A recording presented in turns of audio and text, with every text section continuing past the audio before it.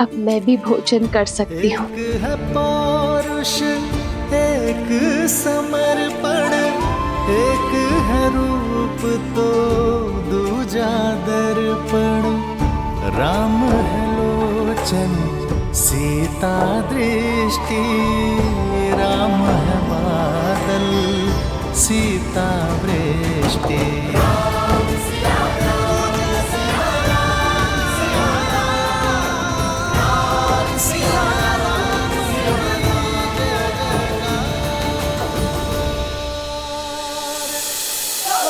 बचाओ बचाओ बचाओ बचाओ बचाओ, बचाइए बचाइए बचाइए बचाइए बचाइए बचाइए बचाइए, मुझे क्षमा कर दे, मुझसे त्रुटि हो गई। क्षमा करें महाराज, क्षमा करें महाराज, क्षमा करें। जब से आपने महारानी का त्याग किया है, तब से मेरे पति आत्मग्लानि में दिन भर दिन घुट घुट के जी रहे।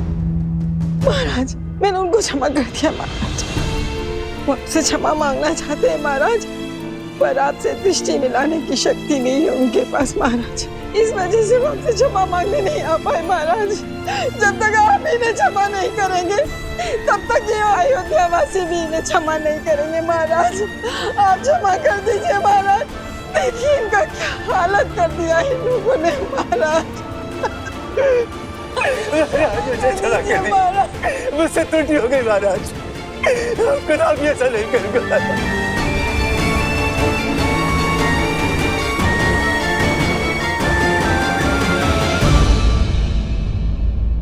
उठिए देवी, उठो। इन नगरवासियों का कोई अपराध नहीं है, इन्होंने कोई दोष नहीं किया है। मैं जानता हूं महाराज, मैं इसी योग्य हूं, मुझे क्षमा कर दीजिए महाराज।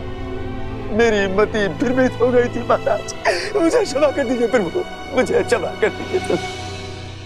मैं तुम्हें क्षमा करता हूं वस्त्रक, किंतु क्षमा के साथ साथ दायित्व भी आता है। मैं आज तुम्हें एक दायित्व सौंपता हूं कि तुम ना केवल अपनी पत्नी को सम्मान सहित अपने जीवन में सम्मिलित करोगे, बल्कि अपने राज्य की रक्षा भी करोगे। यह ध्यान रखोगे कि लोक अपवाद से कोई भी किसी भी तरह प्रभावित ना हो।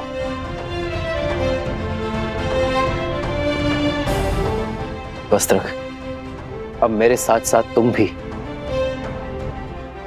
राज्य की सेवा का दायित्व उठाओगे।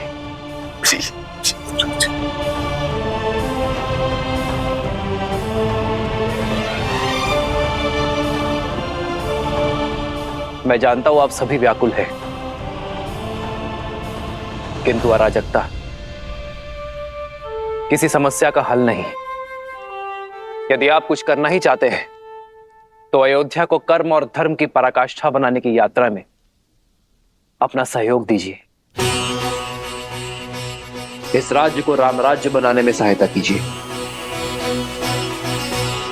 कहिए, क्या मेरी अयोध्या की प्रजा मेरी सहायता करेगी?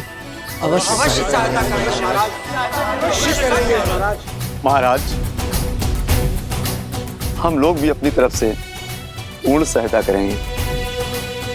महाराज, आपका बहुत बहुत आभार।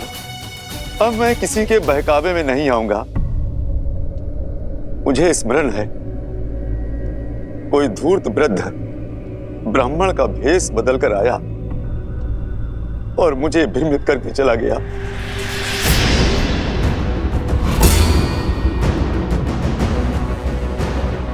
वस्त्रक, किस वृद्ध ब्राह्मण के बारे में कह रहे हो तुम? कौन है वो, कहां रहता है, बताओ मुझे। मैं उसे घसीट कर यहाँ इस सभा में लेकर आऊंगा।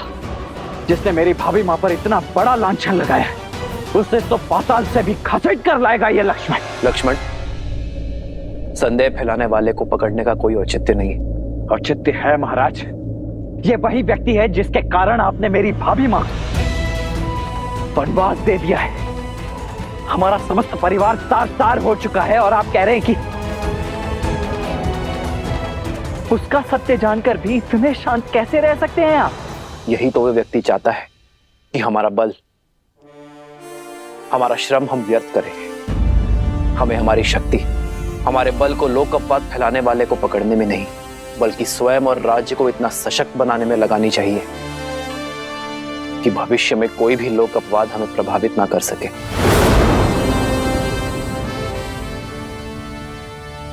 परंतु मैं तो उस पापी को खोज कर रहूंगा जिसके कारण मेरी भाभी मां को उन्हें वनवास का दर्श सहना पड़ा।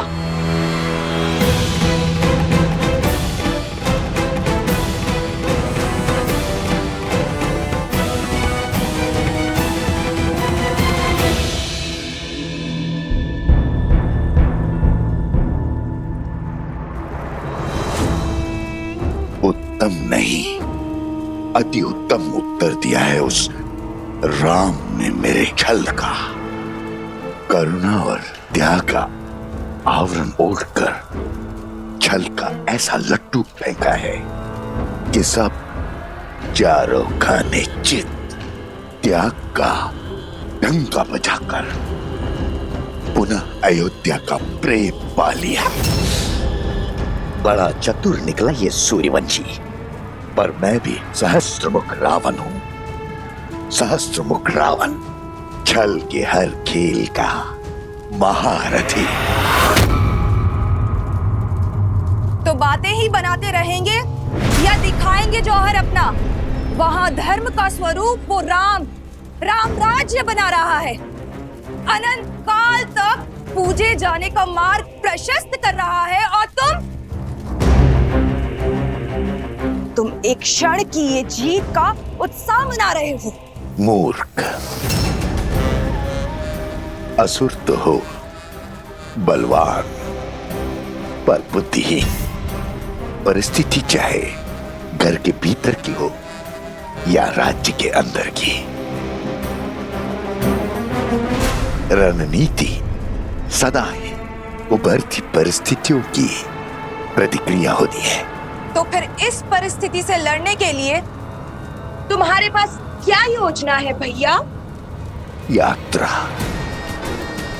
अपनी माया से सीता को खोजने की तीर्थ यात्रा, और उसके बाद मुझे उसे खोजना है जो मेरी योजना का सहायक बने, अपने प्राणों की आहुति देकर मेरे लिए सफलता की सीढ़ी बने। कौन? धीरज रखो प्रिय बहन, धीरे धीरे तुम्हें साफ दिखाई और सुनाई देने लगेगा। आशा करती हूँ कि इस बार जीत तुम्हारी ही होगी, और यदि नहीं हुई तो इस प्रतिशोध की पतवार मुझे ही थामनी होगी।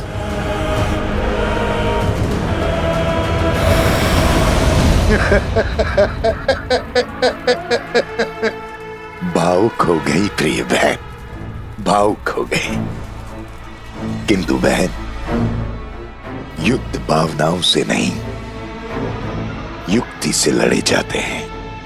युक्ति से यात्रा आरंभ हो।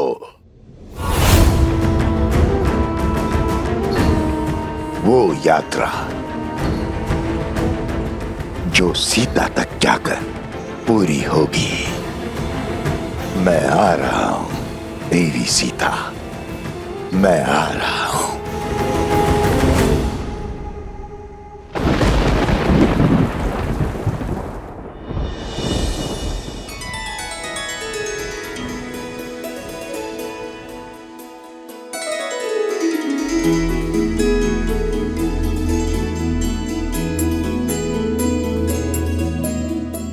कह नहीं सकते, किंतु अपनी माता की हर बात अवश्य सुनते हो तुम दोनों, है ना? तो चलो, आज तुम्हें अपने प्रभु की लीला सुनाती हूँ। राजा राम से तुम्हारा परिचय करवाती हूँ। वो राजा राम जिनकी भुजाओं में जितना बल है उससे अधिक प्रेम उनके हृदय में है। अपनी प्रजा को अपने परिवार से ऊपर रखने वाले शासक हैं। और स्मरण रहे, पथ चाहे कितना भी कठिन क्यों ना हो, यदि उनके दिखाए धर्म पथ पर चलोगे तो सदा हल पाओगे।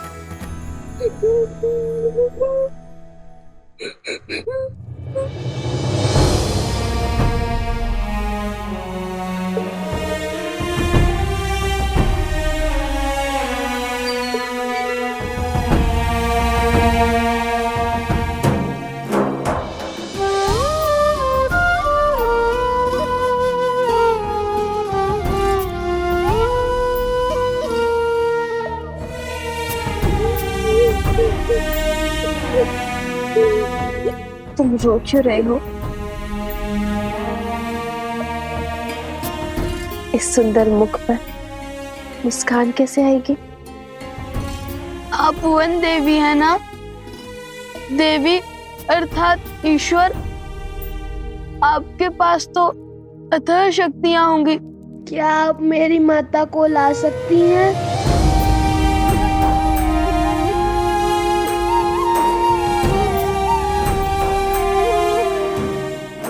कुमुदनी,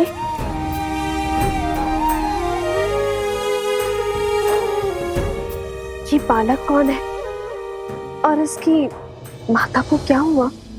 वो शांडिल्य है। 2 वर्ष पहले एक दिन उसकी माता वन में गई और फिर कभी नहीं लौटी। वो तब से अपनी माता की प्रतीक्षा कर रहा है। वो नहीं जानता कि उसकी माता को लवणासुर राक्षस ने खा लिया है। अब वो कभी नहीं लौटेंगी। लवणासुर?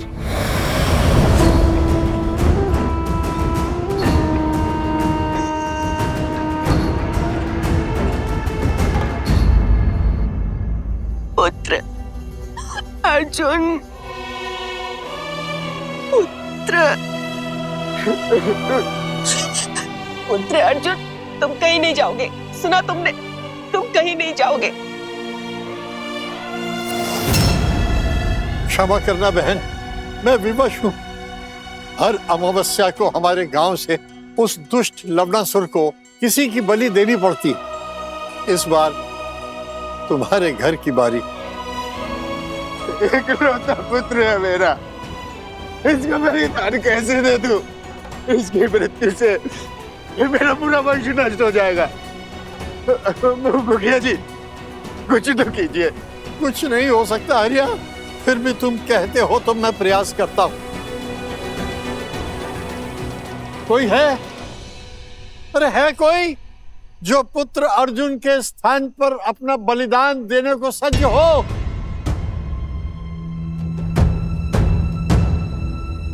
गुरु माँ कहती है यहाँ से कुछ ही दूर कौशल राज की सीमाओं के बाद एक नगर है, मधुपुरी। लवणासुर वहीं का राजा है।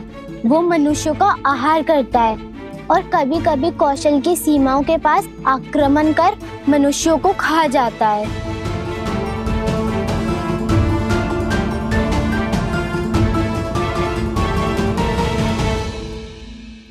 तुम मेरी एक सहायता करोगी? देखा, मैंने कहा था। चलो पुत्र, और कोई उपाय नहीं। मैं हूं ना।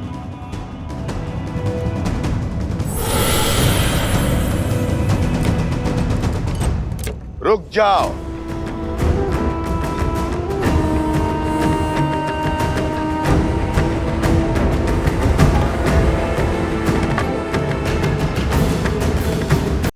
मैं चला जाता हूं।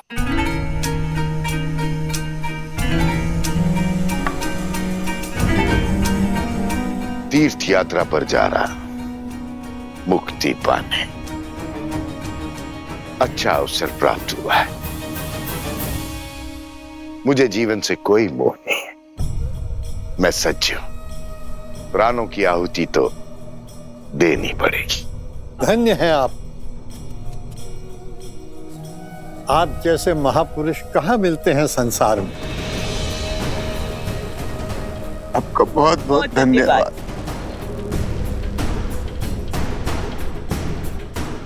आओ मित्र।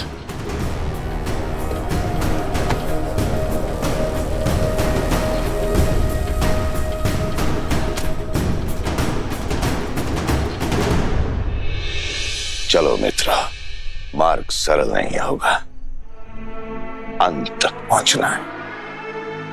सिया राम के करने आया। बड़ी दया आ रही है मुझे तुम पर।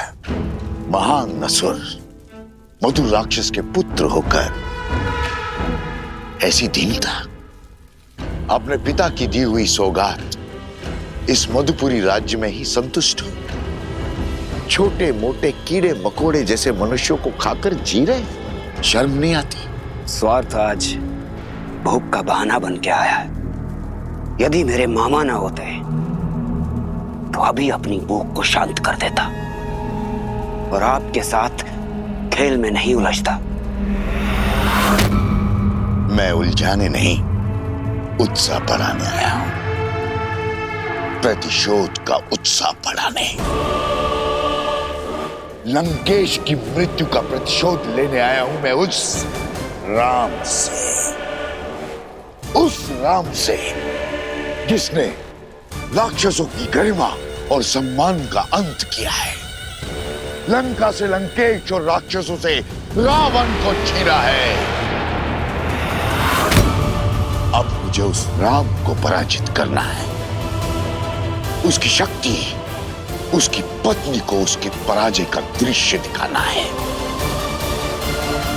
पर उसको ही क्यों? नर की शक्ति उसकी पत्नी होती है। नर यदि बलवान देह है तो पत्नी रीढ़ की हड्डी। बिना रीढ़ की हड्डी के बलवान देह का कोई महत्व नहीं। इसलिए हमें वार देह पर नहीं, रीढ़ की हड्डी पर करना होगा। सुना है कि सीता साक्षात लक्ष्मी का अवतार है, किंतु है तो मानव, निर्बल। यदि तुम सीता को पकड़ने में कामयाब हो गए तो राम की जय जयकार पराजय के नाद में बदल जाएगी। केवल देवता ही नहीं, साक्षात महादेव भी तुम्हारी शक्ति के सामने शीश झुकाएंगे। अच्छा,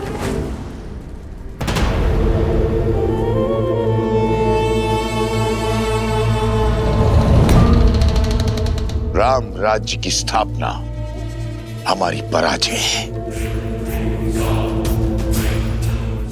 हमें राम राज्य की स्थापना को रोकना होगा।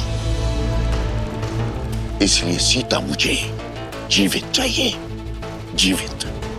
यदि किसी तरह सीता पुनः अयोध्या की सीमा लांघने पे विवश हो जाए नहीं, तो प्रजा का विश्वास टूट जाएगा। सियाराम का त्याग लोगों को ढूंढ लगेगा और फिर पुनः होगी अग्नि परीक्षा। श्री रामचंद्र कृपालु भजु मन हरण भव भय दारुणम। नव कंज लोचन कंज मुख कर कंज पद कंजारुणम।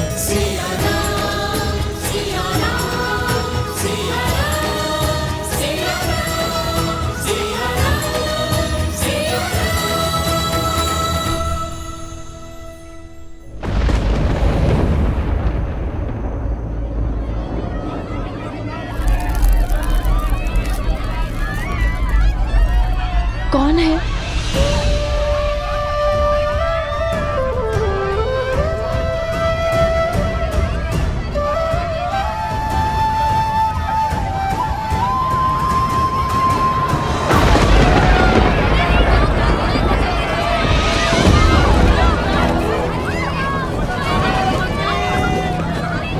हमारी सहायता कीजिए, हमारे घर जल रहे हैं। यहाँ पे शरण लीजिए।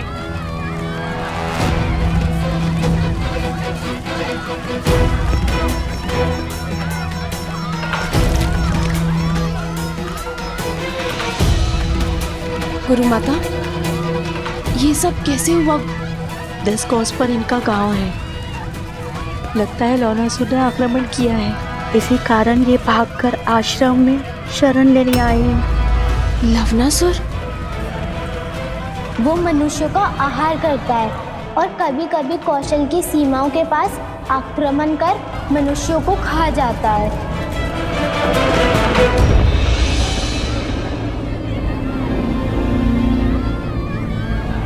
श्री राम। सीते,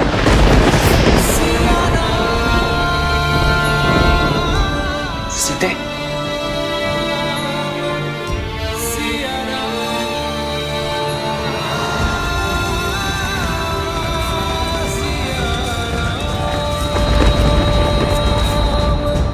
महाराज की जय। अभी अभी सूचना मिली कि वन में लवणासुर ने ऋषियों और आश्रमों पर आक्रमण कर दिया है।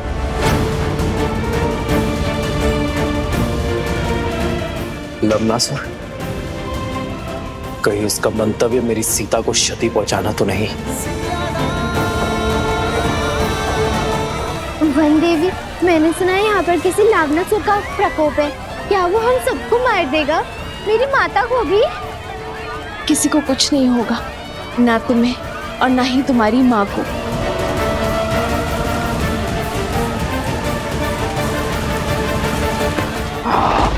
किसी को नहीं छोड़ूंगा, सबको मार डालूंगा।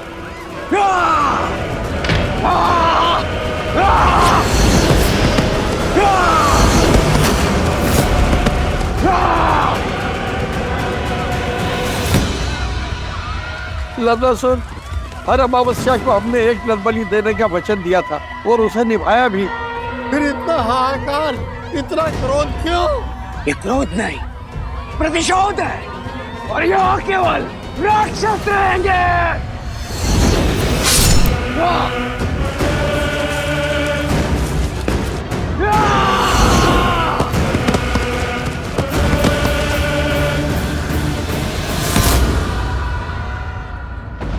बहुत बड़ा विघ्न आ पड़ा है श्री राम। इस क्षेत्र को लवणासुर के प्रकोप से बचाइए। ये समस्त विश्व आपका राज्य है आर्य, आपकी प्रजा है आर्य। सहायता कीजिए।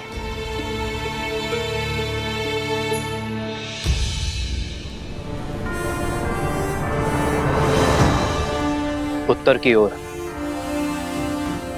यहां मधुपुरी नाम की एक नगरी है। लवणासुर यहां अधर्म का राज चलाता है, परंतु अचानक उसने इसके समीप बसी कोसल राज्य की सीमा क्षेत्र पर आक्रमण किया है। वहां वो वनवासियों को मार रहा है। गांव के गांव खाली हो रहे हैं। हमें शीघ्र अतिशीघ्र कुछ करना होगा। पाप की शक्ति पुण्य से सदा कम होती है। मधुपुर की प्रजा की सहायता के लिए भैया के आशीर्वाद से लवणासुर से युद्ध करने मैं जाऊंगा। अयोध्या का सेनापति मैं, इसीलिए लवणासुर से युद्ध करने के लिए भी मैं ही जाऊंगा। नहीं भैया, ये अवसर मुझे दीजिए। भरत भैया 14 वर्ष तक आपकी सेवा का लाभ उठा चुके हैं। लक्ष्मण भैया आपकी ढाल बनकर रहे हैं। आपके साथ भीषण युद्ध लड़े उन्होंने। कृपया मुझे लवणासुर को मारकर अपनी प्रजा की रक्षा और पराक्रम के प्रदर्शन का अवसर दीजिए।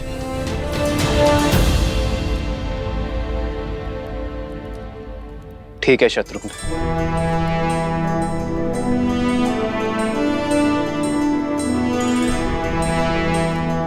कूच की तैयारी करो शत्रुघ्न। मधुपुरी की प्रजा को एक नए राजा की आवश्यकता होगी। मुझे विश्वास है कि तुम लवणासुर का वध करने में सक्षम होगे। इसलिए कूच करने से पूर्व एक कार्य करना आवश्यक है शत्रुघ्न।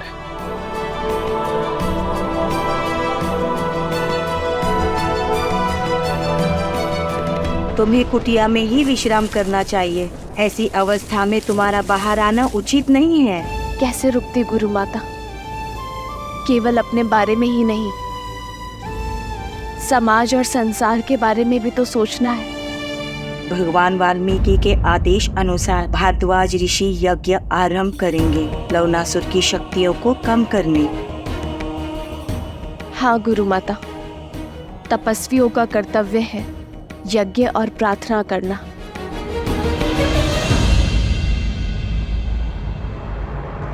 और मेरे श्री राम ना कर्तव्य अवश्य पूर्ण करेंगे। बस उन्हें सूचना मिलने भर की देर है। वो लवणासुर के आतंक का अंत करने में विलंब नहीं करेंगे।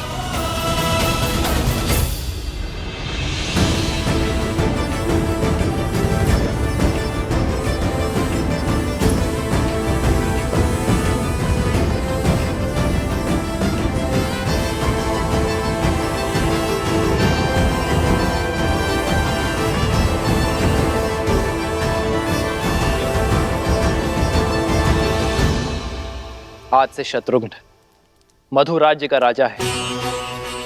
आज से उस क्षेत्र की रक्षा करना तुम्हारा धर्म है शत्रुघ्न। किंतु स्मरण रखना, एक न्यायप्रिय राजा किसी अन्य प्रजा पर अकारण युद्ध नहीं थोपता। अपनी प्रजा पर संकट आने पर वो युद्ध करने से पीछे नहीं हटता। मधुपुरी महाराज शत्रुघ्न की, मधुपुरी महाराज शत्रुघ्न की। शत्रुघ्न,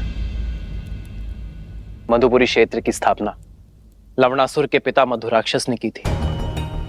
उसके तप से प्रसन्न होकर महादेव ने उसे अपनी त्रिशूल से भी अधिक शक्तिशाली त्रिशूल वरदान में दिया था। उसकी मृत्यु के बाद मधुराक्षस ने यही त्रिशूल अपने पुत्र लवणासुर को दिया।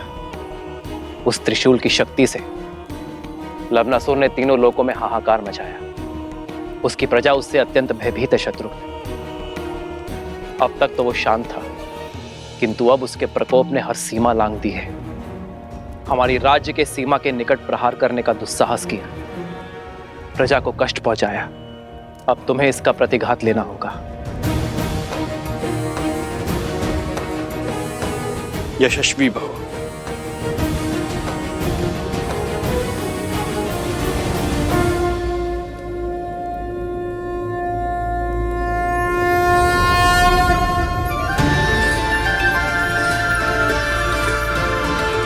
यह अस्त्र मुझे ऋषि अगस्त्य ने दिया था। नारायण ने मधु कैटभ का वध इसी अस्त्र से किया था, और आज ये अस्त्र मैं तुम्हें सौंप रहा हूं शत्रुघ्न। तुम इसी अस्त्र से लवणासुर का वध करोगे। मैंने इस अस्त्र का प्रयोग रावण के वध के लिए भी नहीं किया था। कदाचित नियति ने इस अस्त्र पर लवणासुर का ही नाम लिखा है, और आज ये अस्त्र अपना कर्तव्य निभाने के लिए सज्ज है।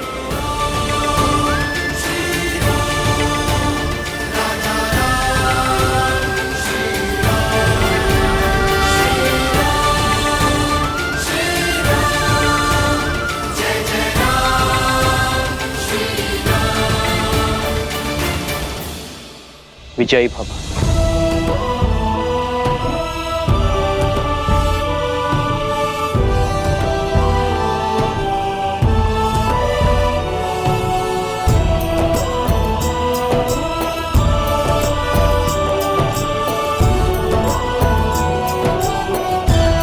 मधुपुरी के समीप ही मिथिला की एक छोटी सी सीमा है। यदि इस युद्ध में कोई भी आवश्यकता पड़े तो पिताश्री से सहायता लेने में चूकिएगा मत। महादेव आपको विजय दे।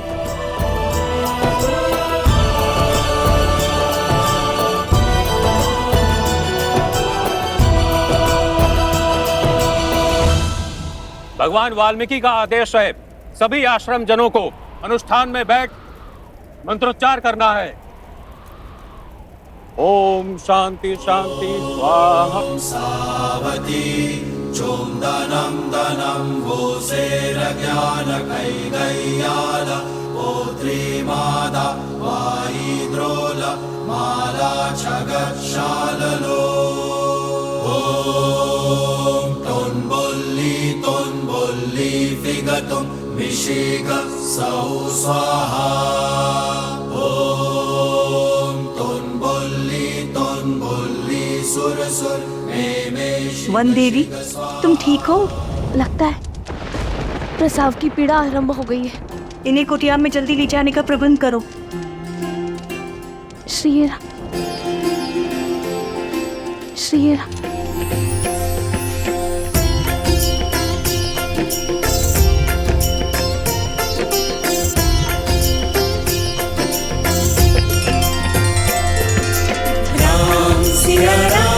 सिया राम जय जय राम, राम सिया राम जय जय। ये कैसा संकेत है? मेरी सीता ठीक तो है? मुझे मेरे आराध्य की मूर्ति दे दीजिए।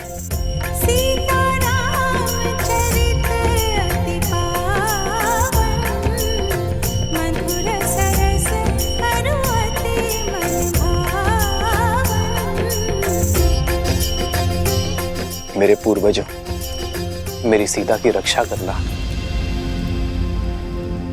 तुम्हें कुछ नहीं होगा सीते। श्री राम, श्री राम।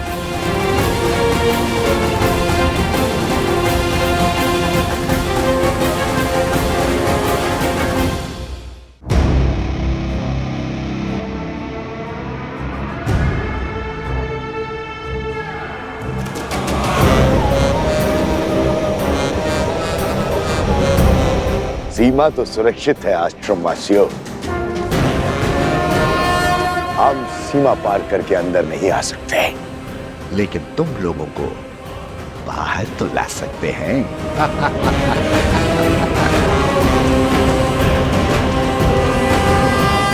हम आश्रम में इतना धुआं भर देंगे कि तुम्हें बचने के लिए बाहर आना ही होगा।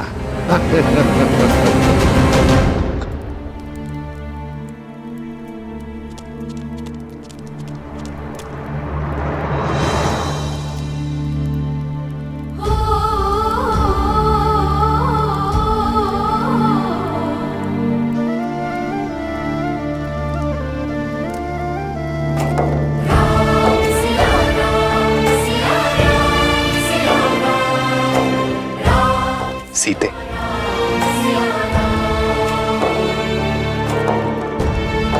प्रतीत होता है हमारे वंशज के जन्म लेने की शुभ घड़ी आ गई। श्री राम। हे महादेव, सीता पर, मेरी होने वाली संतान पर अपनी कृपा दृष्टि बनाए रखना।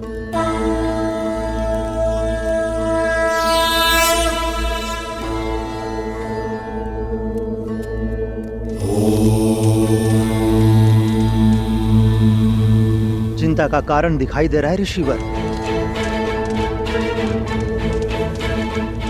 वन देवी की प्रसूति में बाधा आ रही है। किसी वैद्य को बुलाना होगा। गर्भ में 2 संतान हैं। यदि समय पे प्रसूति नहीं हुई तो वन देवी पे संकट आ सकता है। देखिए, स्थिति विकट है। इस समय आश्रम से बाहर जाना असंभव है।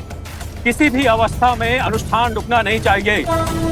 ओम नमः शिवाय, ओम शांति।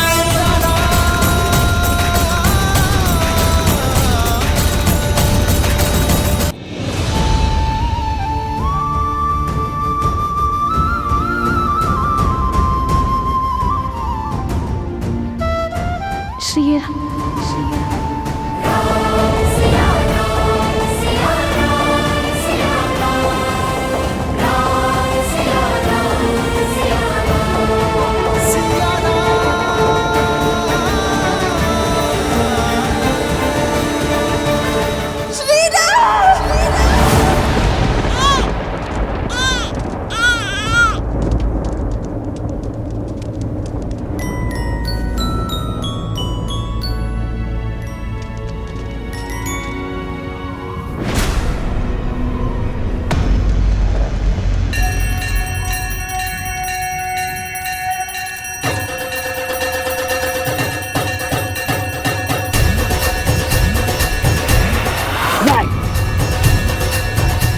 ऐसा नहीं हो सकता।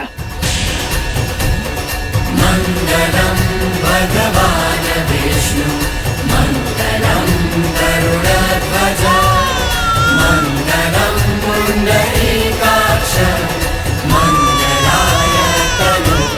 बधाई हो वन देवी, पुत्र जन्मे हैं। 2 सुंदर पुत्रों की माता बनी है तू।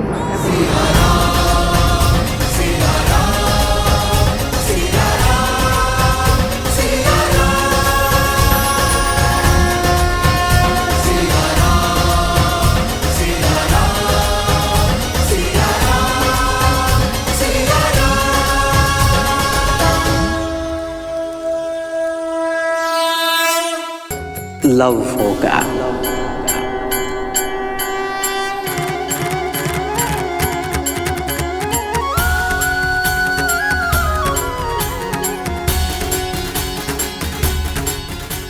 और ये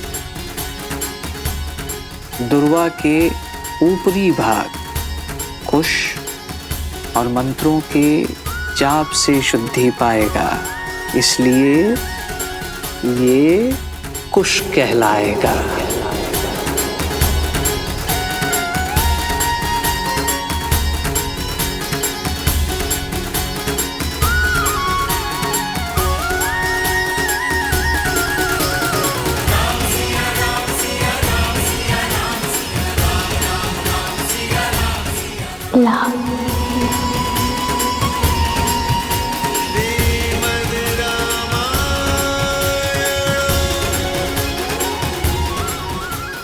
कुश लव कुश। सीता, तुम्हारे ये पुत्र अपने शौर्य और वीरता के लिए जाने जाएंगे। इनका नाम और इनका काम दोनों ही महत्वपूर्ण होंगे, और ये ही तुम्हें तुम्हारे आराध्य, तुम्हारे पति से तुम्हें पुनः मिलवाएंगे। अपने कुल की गरिमा और धर्म को ये आगे बढ़ाएंगे। तुम्हारा त्याग और इनका साहस धर्म के राज्य का आधार होगा।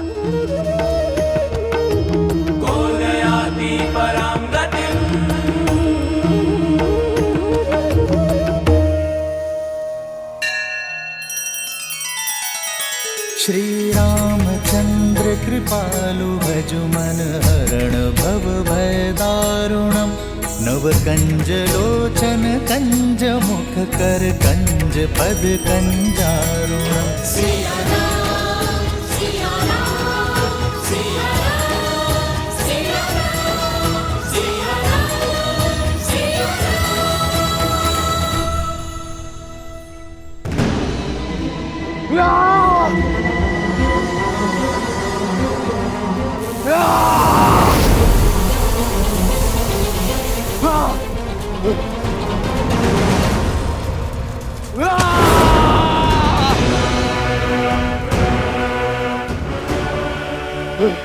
शांत हो जाओ लवनासुर, शांत हो जाओ।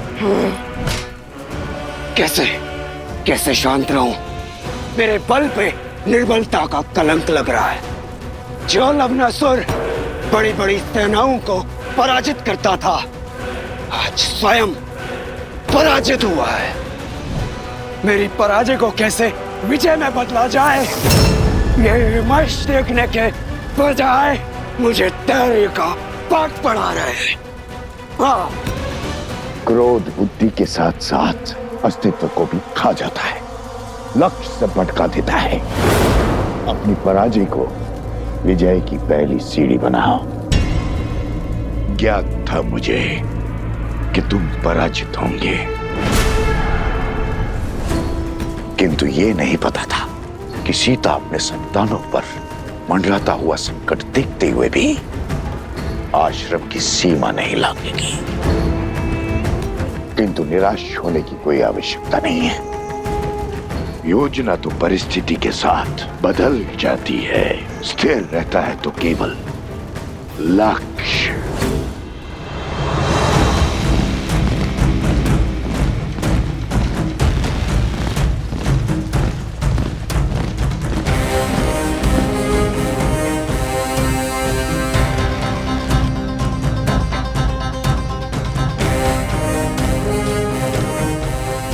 ओर आश्रम है, उस दिशा से इतना धुआं क्यों आ रहा है?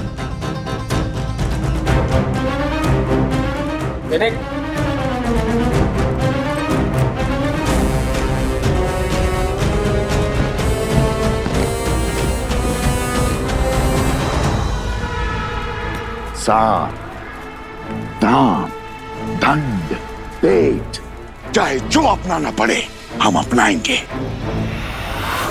किंतु राम राज्य कभी स्थापित नहीं होने देंगे हम। यदि अयोध्या आदर्श राज्य बना तो ना तुम बचोगे, ना मैं, और ना ही राक्षस कुल। किसी भी भांति हमें राम और सीता का ये प्रण तोड़ना होगा, तार तार करना होगा उनका वचन, उनका उद्देश्य धूल में मिलाना होगा। सीता की अपने संतानों को अच्छे संस्कार देने की सौगंध हमें तोड़नी होगी। यदि राम और सीता नहीं बिखरे तो असुर साम्राज्य बिखर जाएगा। अब राम और सीता को हराने के लिए मुझे चाहे जो करना पड़े मैं करूंगा।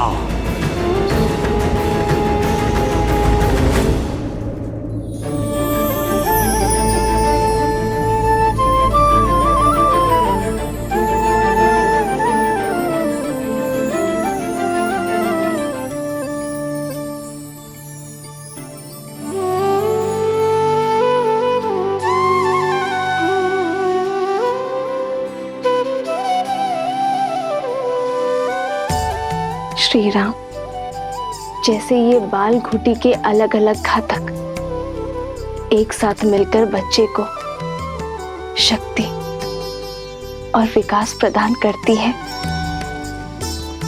वैसे ही आपके बच्चे लव और कुश दोनों एक होकर राम राज्य का भविष्य, धर्म का आधार और न्याय की नींव बनेंगे।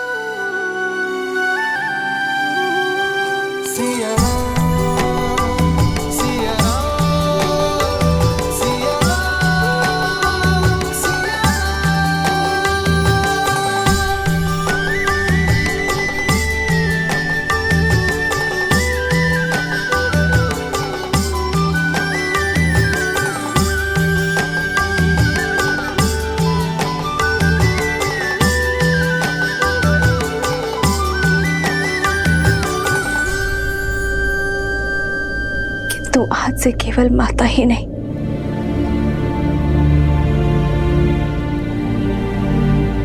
पिता का भी कर्तव्य निभाना होगा। अरे,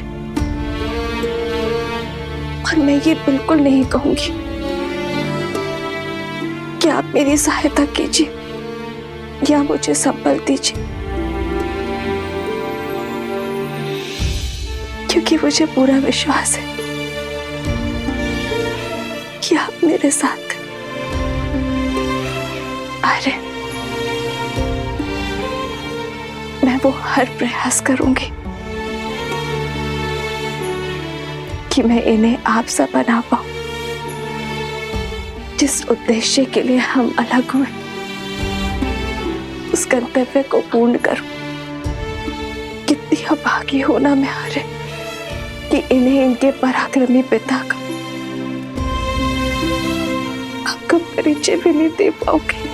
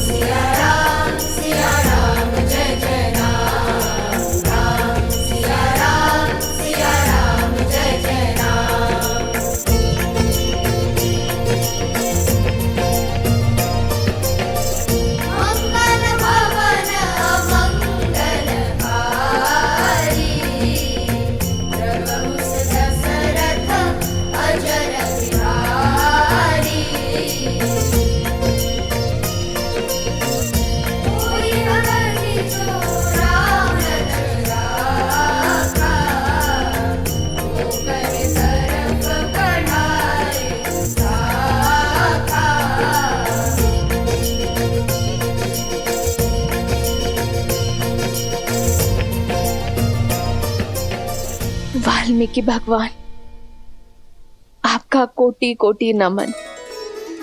आपने मेरी दुविधा हर ली और साथ ही मुझे दिशा भी दिखाई। श्री राम नहीं तो राम कथा से उनका परिचय करवाऊंगी, उन्हें अपने पिता सा समान सामर्थ्यवान बनाऊंगी। आश्रम की ओर सावधानी से चलिए। जो धुआं दिखा था अवश्य किसी संकट का चिन्ह है। यदि कोई भी राक्षस या घातक जीव दिखे तो उससे हमें आश्रम की सुरक्षा करनी होगी। जी महाराज।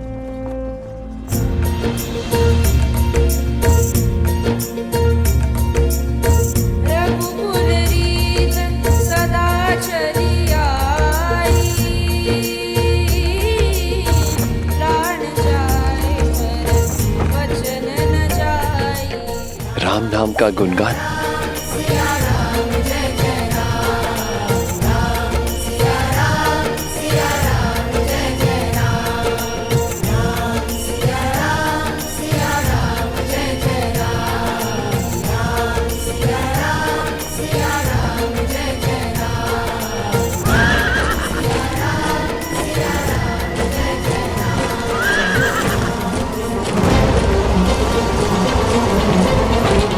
लगता है अवश्य आक्रमण होने वाला है। चुपचाप बिना किसी ध्वनि के अलग अलग दिशाओं में छुप जाओ। अचानक से ये गायन क्यों रुक गया? छोटी छोटी टुकड़ियां अलग अलग दिशा में जाकर आश्रम की रक्षा के लिए तैयार रहो। ऐसी जगह देखना जो आश्रम के निकट हो और आश्रम को चारों ओर से सुरक्षित कर सके। मेरे संकेत की प्रतीक्षा करना।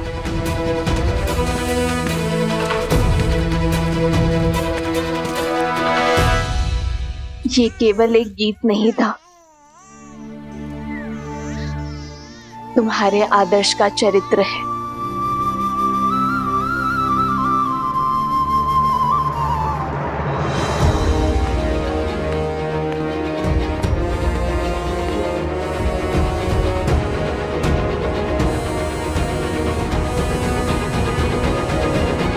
लगता है आक्रमण किया गया है।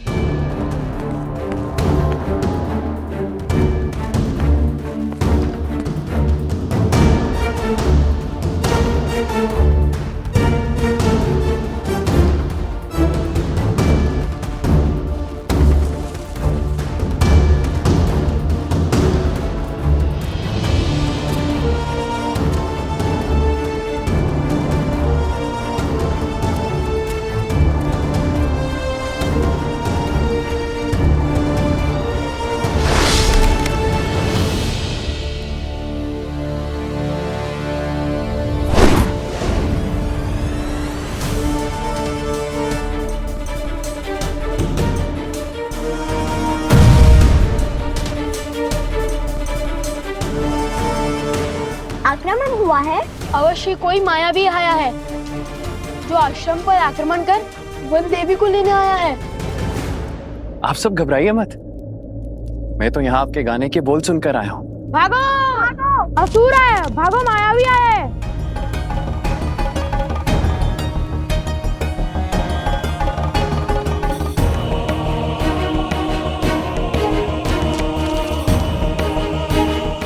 क्या हुआ? कौन है? मुझे देखने दो। नहीं, बाहर मत जाइए। वो अवश्य ही लवणासुर का सेनापति होगा।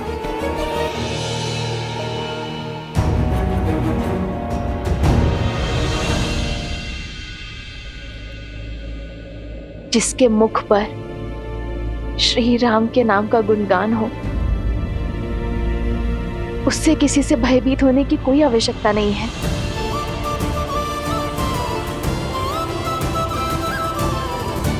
भाभी माँ, कौन है आप भद्र? आश्रम में शस्त्र के साथ प्रवेश करने का कारण? मुझे लगा कोई दुष्ट ने आप पर आक्रमण किया है ऋषिवर।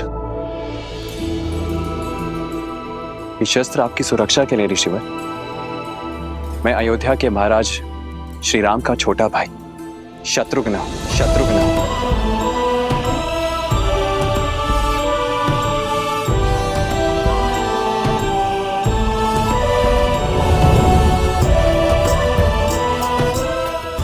शत्रुघ्न भैया,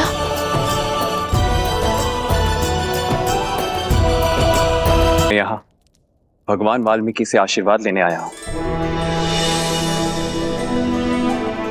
महाराज श्री राम की आज्ञा से लावणासुर का अंत करने निकला हूं। आइए आइए, आप मेरे साथ आइए। आइए।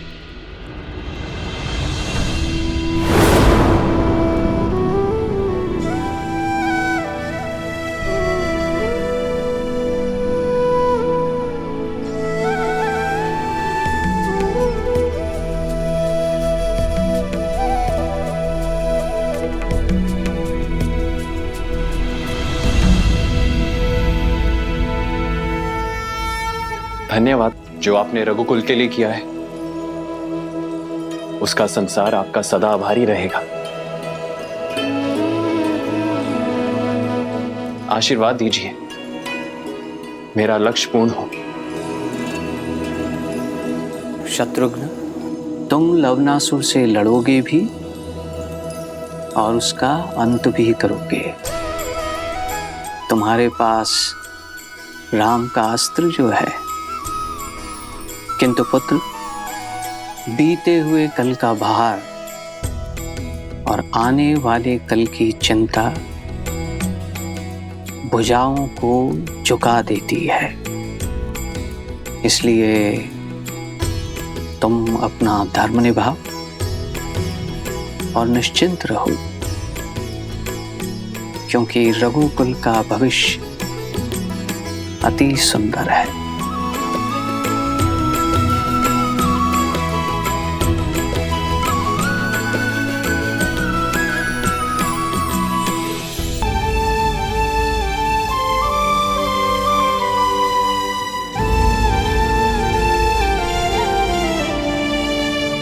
ये कैसी विडंबना है। तुम्हारे चाचा श्री तुमसे मिलने आए हैं और मैं उनके समीप भी नहीं जा सकती।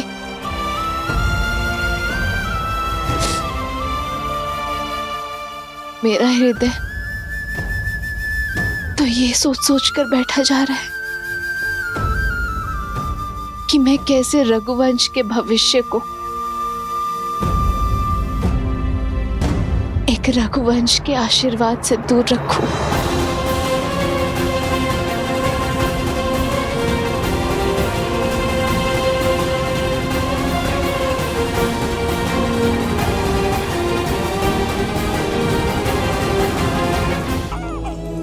आपके भतीजे ला और खुश।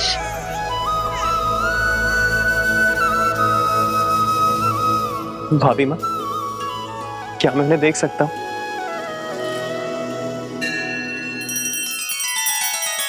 श्री रामचंद्र कृपालु भजु मन हरण भव भय दारुणम नव कंज लोचन कंज मुख कर कंज पद कंजारुणम।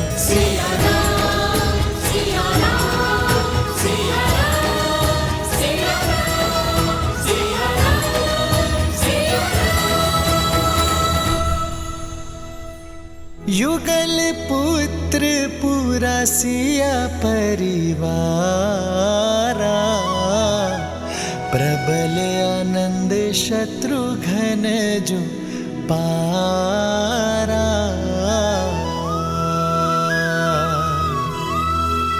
सूर्य प्रताप शिव दुई शिशु जाहि सकल जीव के ही देखे माही।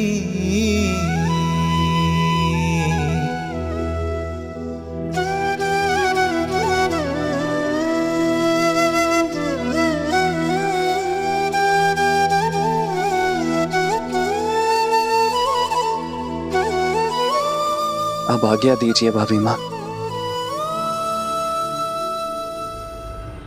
रुकिए भैया, सूर्यवंश के इन सूर्य का तेज अयोध्या तक नहीं पहुंचना चाहिए। आप किसी से कुछ नहीं कहेंगे भैया।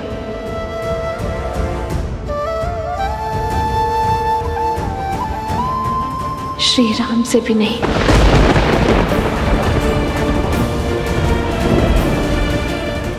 क्यों भाभी माँ?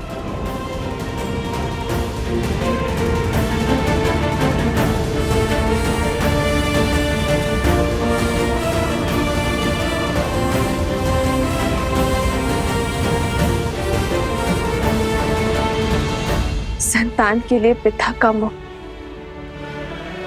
वो घातक शस्त्र है शत्रुघ्न।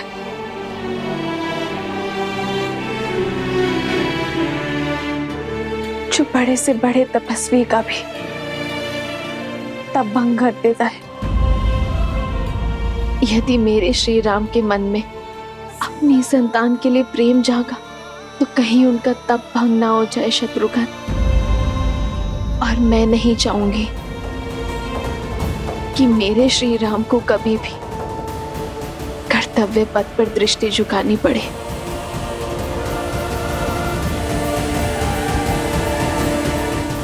आपके आदेश का पालन किया जाएगा भाभी माँ।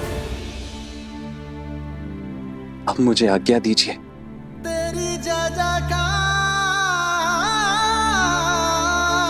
सिया राम की जय जयकार।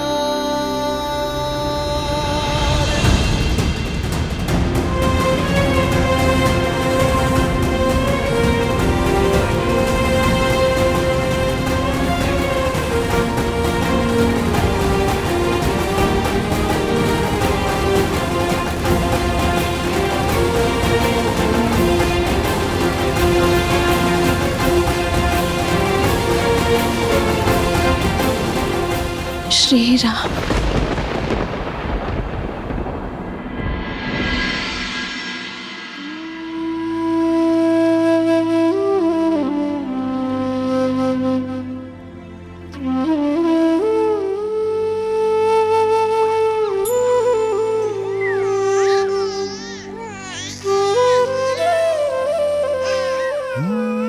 मंगल भवन अमंगल हारी द्रव सुदस। राम भैया अपने महल में सन्यासियों का जीवन जी रहे हैं।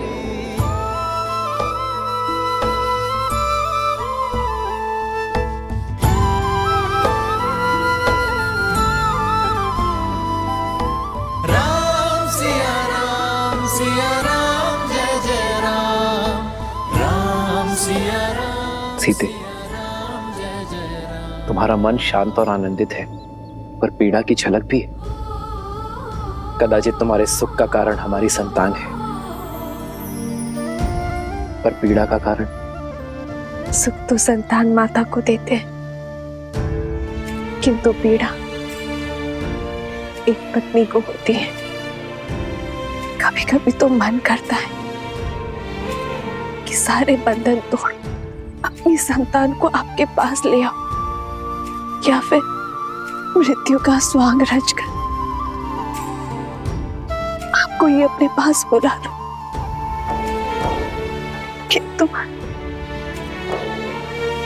किंतु तुम जनक की पुत्री हो, राम की अर्धांगिनी हो, रघुकुल के पुत्र वधू हो।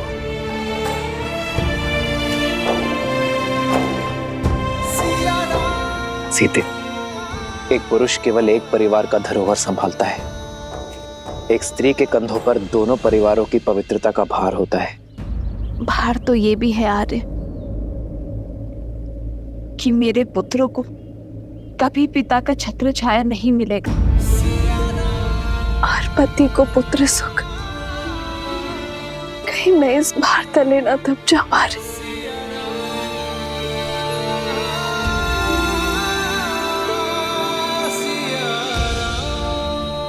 भार स्वार्थी होता है सीते, उद्देश्य निस्वार्थ। ये लड़ाई केवल हमारी संतानों के लिए नहीं है, समाज के लिए है, पाप के निवारण के लिए। पाप पुण्य की एक गाथा ने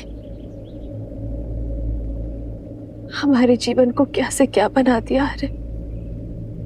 क्या कभी पूर्ण रूप से राक्षसों का अंत हो सकता है? राक्षस होना परंपरा नहीं है सीते, प्रवृत्ति है। दुर्गुणों और लालसा से भरा हर मन राक्षस होता है। यदि ऐसा ना होता तो ना ही मधु ऋषि के घर लवणासुर जन्म लेता और ना ही रावण का भाई विभीषण होता। जैसे जैसे समाज में विद्या, आस्था और संतोष की वृद्धि होगी, वैसे वैसे ये राक्षसी प्रवृत्ति पाताल में गिरती चली जाएगी। समस्त कौशल राष्ट्र शुद्ध हो जाएगा। तब ये नियति हमें पुनः अवश्य मिलवाएगी।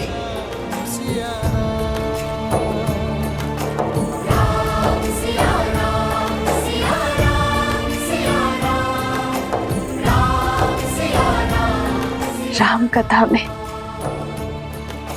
राम के जीवन का सार है। मुझे इस पथ पर चलना होगा।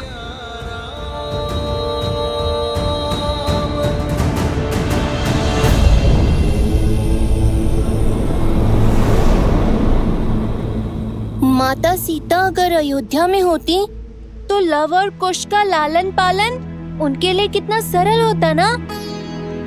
अब यहाँ आश्रम में अयोध्या की महारानी को शरण लेनी पड़ी है। पुत्र गणेश, इस संसार में हर स्थिति का महत्व होता है। देवी सीता की इस स्थिति का महत्व है अपने पुत्रों को सुसंस्कार देना और लोक अपवाद से उनकी सुरक्षा करना। गणेश, जैसे तुम्हारी माता आदि शक्ति संसार की कारण शक्ति है, देवी सरस्वती संसार की ज्ञान शक्ति है, वैसे ही देवी लक्ष्मी संसार की पालन शक्ति है। अब तुम ही सोचो, जो समस्त संसार का लालन पालन करती हैं, जब वो इन विषम परिस्थितियों में मानव अवतार में सीता के रूप में अकेले अपने दोनों पुत्रों का लालन पालन करेंगे, तो उनके दोनों पुत्र कैसे प्रखर होकर निखरेंगे।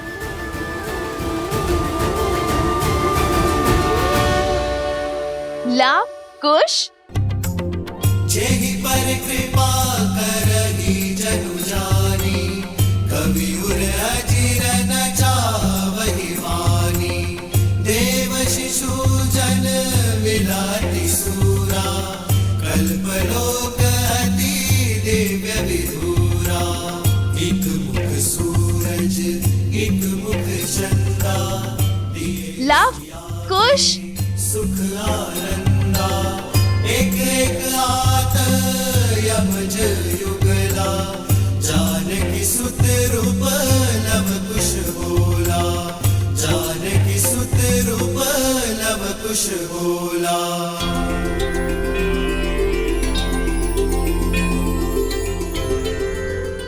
लव और कुश ने सभी वेदों को बालपन में ही कंठस्थ कर लिया था, परंतु एक और वेद भी था जिसे उन्होंने भली भांति कंठस्थ किया, और वो था मर्यादा पुरुषोत्तम श्री राम की जीवन कथा।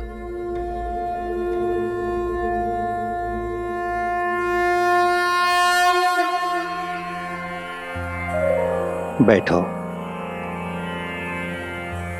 ओम भूर्भुवः स्वः, अग्निर्षि पवमानः, पांचजन्यः पुरोहितः, तमिमहे महाज्ञं स्वाहा। इदं अग्नये पवमानाय इदं नमः। शास्त्र विद्या के साथ साथ शस्त्र विद्या में भी निपुण होते चले गए। जो नदी के तट को मिलाते सेतु, जन्म मात पिता मिलन के हेतु। रामचंद्र सिय विरह घटाने, प्रकटे लव कुश रूप सुहाने। जो नदी के तट को मिलाते सेतु, जन्म मात पिता मिलन के हेतु। रामचंद्र सिय विरह घटाने, प्रकटे लव कुश रूप सुहाने। जहां एक और लव कुश अपनी माता सीता के सानिध्य में महाप्रतापी राजा राम के गुणों को ग्रहण कर रहे थे, वहीं दूसरी ओर मर्यादा पुरुषोत्तम श्री राम सीता की स्मृतियों के सहारे, परंतु अपने पुत्रों के अस्तित्व से अनभिज्ञ अयोध्या के राजा होने का दायित्व निभा रहे हैं। अपने त्याग और सामर्थ्य से राम राज्य स्थापित कर रहे हैं।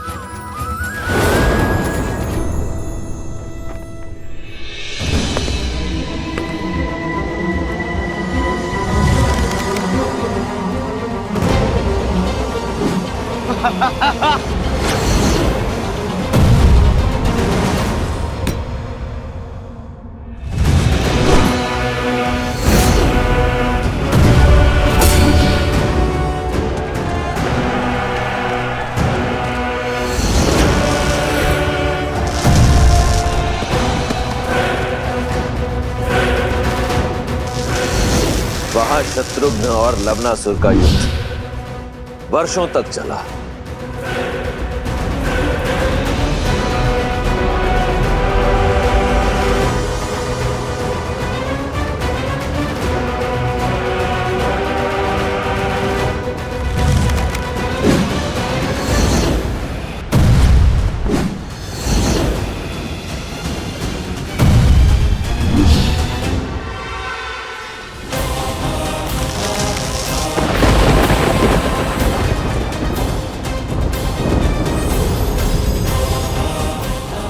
ये अस्त्र मुझे ऋषि अगस्त्य ने दिया था और आज ये अस्त्र मैं तुम्हें सौंप रहा हूं शत्रुघ्न।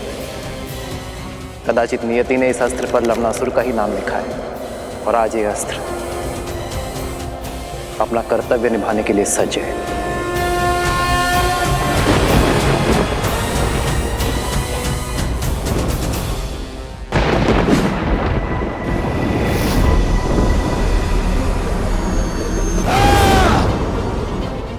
नारायण के अस्त्र और मेरे अस्त्र की भिड़ंत से इस संसार को सर्वनाश से बचाने के लिए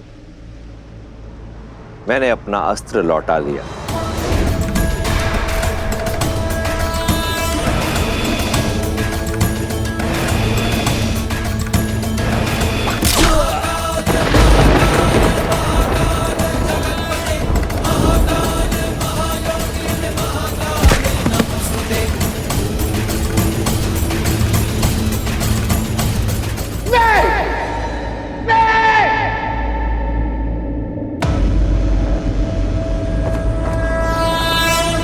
मुख रावण का यह अस्त्र निस्तेज होकर नहीं गिर सकता।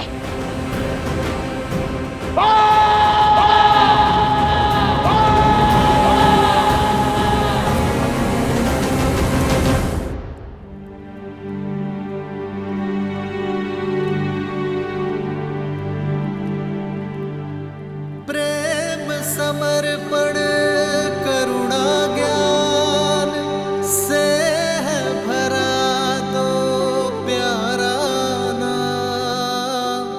जय सिया राम जय जय सिया राम, जय सिया राम जय जय सिया राम,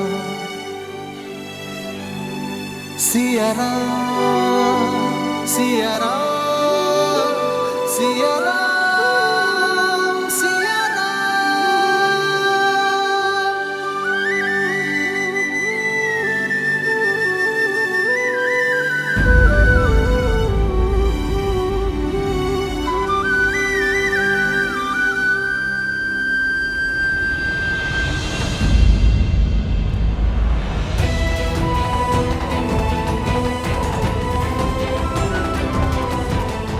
आओ लक्ष्मण।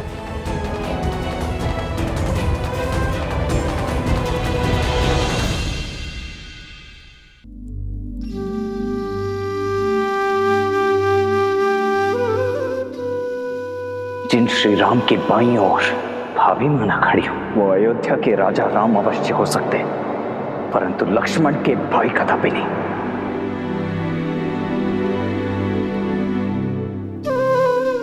बोलो लक्ष्मण, यदि मन की बात मन में ही रह जाए तो पीड़ा अधिक होती है। अपनी पीड़ा को तो अपना क्रोध बनाकर आप पर उड़ेल दिया है मैंने।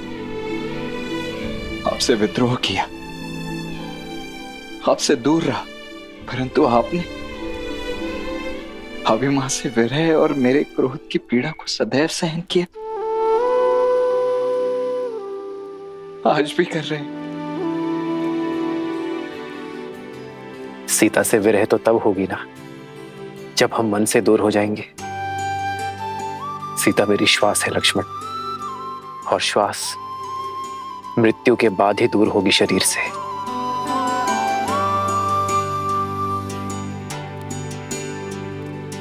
और रही बात तुम्हारी, तुम्हारे क्रोध में भी मेरे लिए प्रेम था, अपनी भाभी मां के लिए प्रेम था।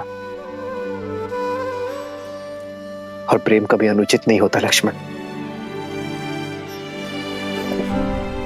मुझे क्षमा कर दीजिए भैया।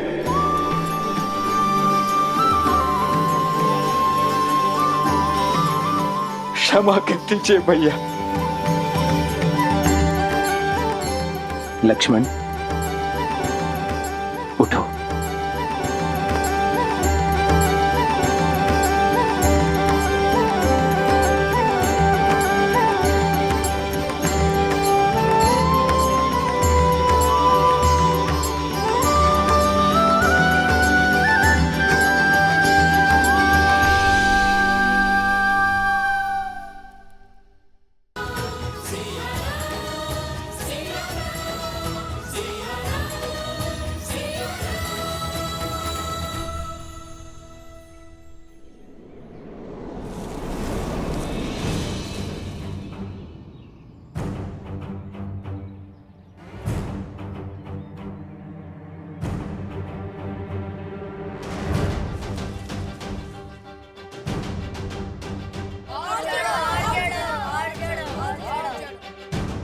बस अब और नहीं चिढ़ पाऊंगा शांडिल्य। पिताश्री ने यज्ञ के लिए श्रीफल मंगवाए हैं। रिक्त हाथ लौट नहीं सकते। ऊपर चढ़ो, अन्यथा दंड मिलेगा।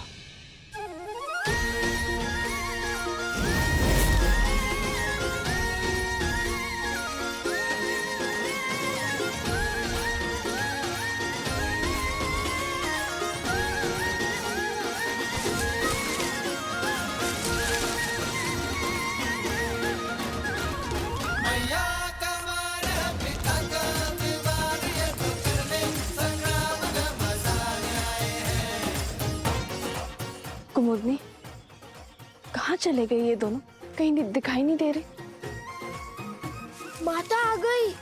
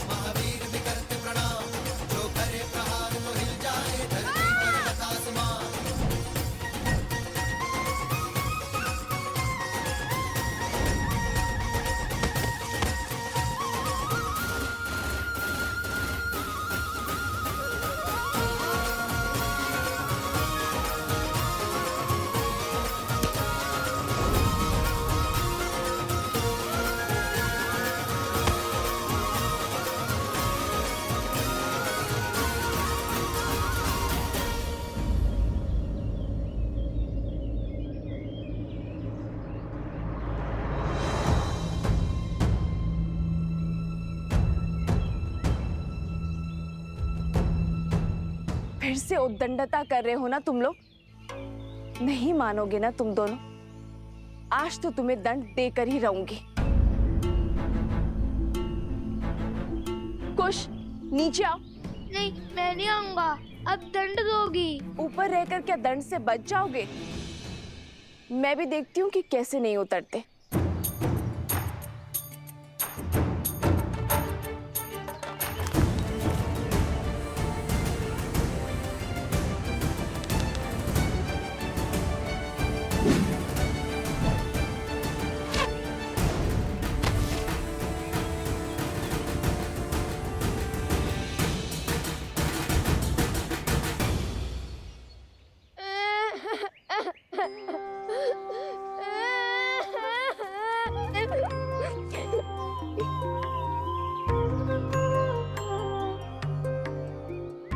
मैंने बहुत बोला लव भैया को कि मुझे ऊपर मत भेजो, माता क्रोधित होंगी।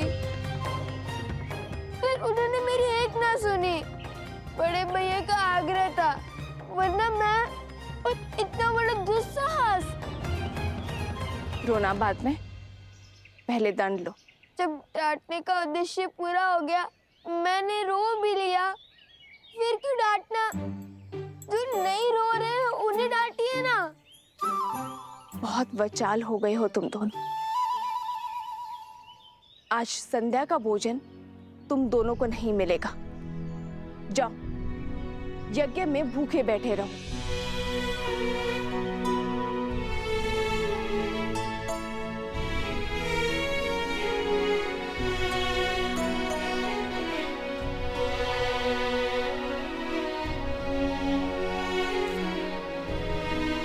वन देवी, लवकुश आपके सामने यूं ही ब्रज पर चढ़ गए, आपको भय नहीं लगा? यदि उन्हें कुछ हो जाता तो? माता की सबसे बड़ी पूंजी होती है संतान, और जब माता को अपनी संतान की योग्यता पर संदेह लगने लगे तो समझ जाओ कि उसे संदेह अपनी दी गई शिक्षा और संस्कार पर है। ओम भूर्भुवस्सुः तत्सवितुर्वरेण्यं भर्गो देवस्य धीमहि धियो यो नः प्रचोदयात्।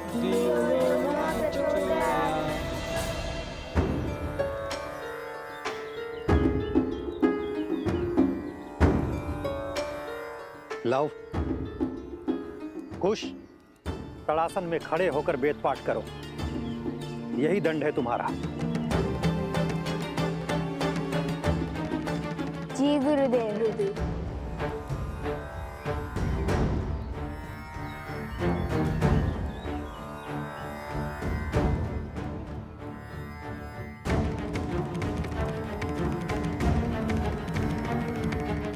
देख रहे हैं लव भैया, कैसे माता और गुरुदेव से हमारी चुगली करके हमें दंड दिलवाकर कैसे मुस्कुरा रहा है ये शांडिल्य। पता नहीं माता का मन बसीचेगा भी या नहीं। मुझे तो अभी से ही भूख लग रही है। और तन पाना है, शांति से वेदों का पाठ करो और करने दो। ओम भूर्भुवस्सुः तत्सवितुर्वरेण्यं भर्गो देवस्य धीमहि धियो यो नः प्रचोदयात्।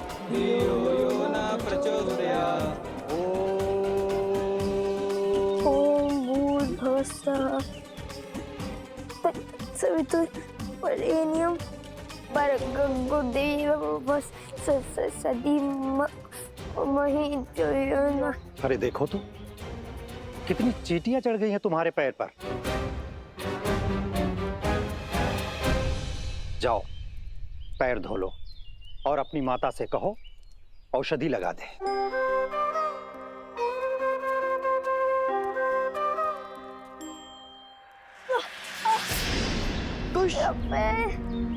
भैया सहायता करो। जाओ, सहायता करो। जी गुरुदेव। कुश।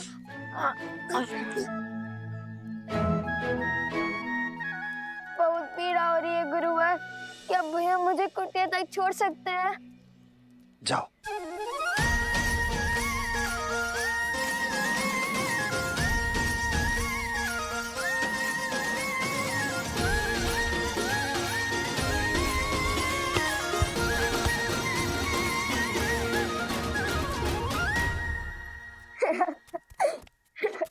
क्या आवश्यकता थी इस स्वांग की? आवश्यकता थी भैया। हमने देखा नहीं शांडिल्य का मुख कैसे उल्लू की भांति उतर गया था।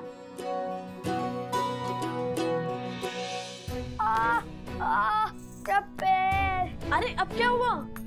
बहुत पीड़ा हो रही है। क्या हुआ?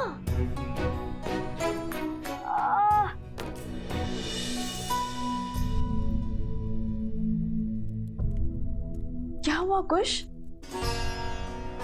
कैसे हुआ ये सब? तारासन में खड़े खड़े वेदों का पाठ कर रहे थे, तभी चींटियों ने काट लिया इसे। कितनी पीड़ा हो रही होगी ना। मैं औषधि बनाती हूँ जिससे तुम्हारा कष्ट छूमंतर हो जाएगा।